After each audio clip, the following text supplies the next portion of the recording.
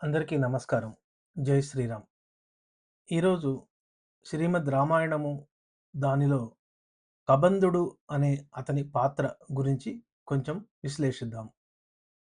కబంధుడు అరణ్యకాండంలో చివరిలో వస్తాడు. అసలు శ్రీమద్ రామాయణంలో రామాయణం అంటే అర్థమేంటి? రాముడి యొక్క ప్రయాణము, లేకుంటే రాముడితో పాటు మన యొక్క ప్రయాణము. ఎక్కడికి? పరబ్రహ్మ స్థితికి.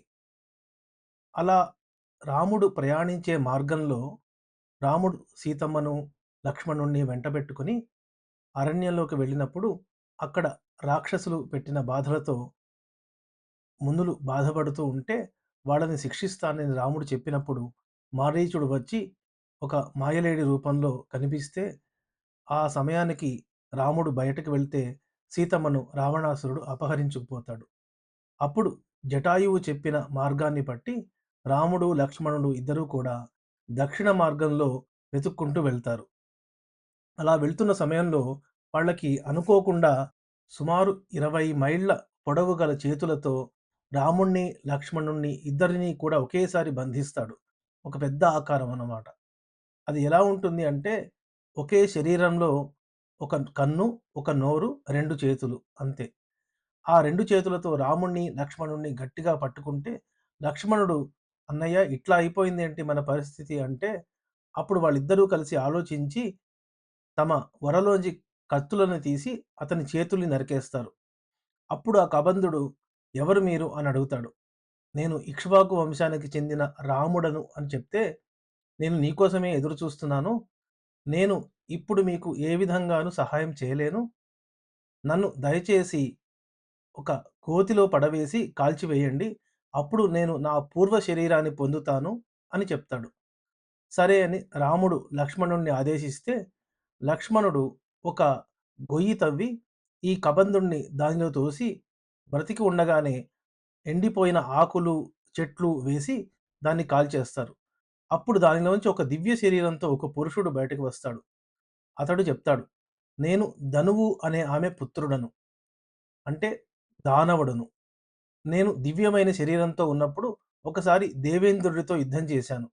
ఆ సమయంలో ఒక భయంకరమైన శరీరంతో యుద్ధం చేస్తే దేవేంద్రుడు నన్ను చంపవద్దు అని వేడుకుంటే నా అవయవాలు మొత్తం పొట్టలోకి కూరేసి కేవలం కన్ను, నోరు మాత్రమే ఉండేట్టుగా వదిలివేశాడు.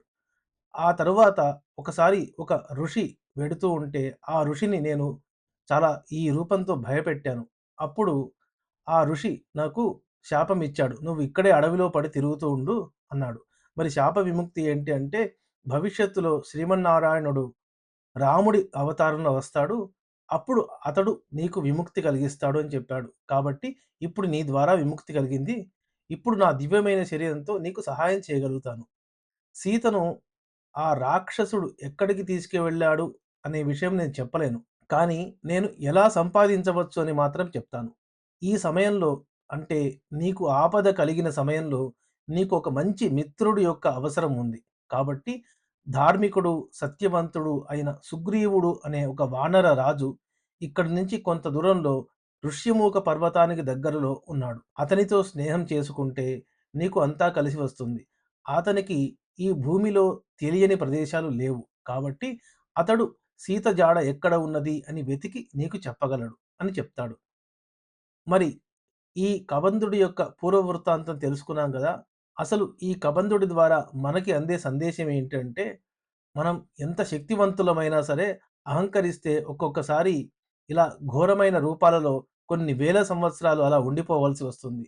అంటే మనకి అదే విధంగా మళ్ళీ మళ్ళీ జన్మల్లో పునరావృతమవుతూ నీచమైన జన్మలో పుడుతూ ఉంటాం.